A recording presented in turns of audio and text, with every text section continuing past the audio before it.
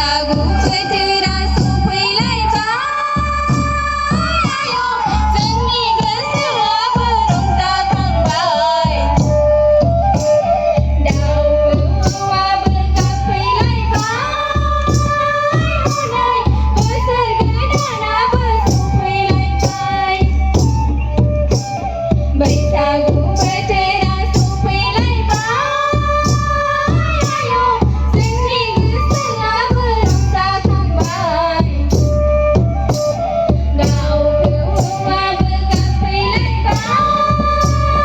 हनै बोसोर गोदानाबो सफैलायबाय बैसागु बोथोरा सफैलायबाय जोंनि गोसोआबो रंजाखांबाय बैसागु बोथोरा सफैलायबाय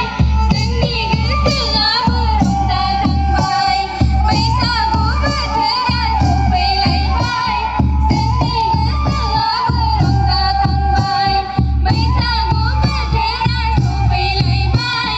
जोंनि गोसोआबो रंजाखांबाय जोबोद समायनाय मोसालांबाय।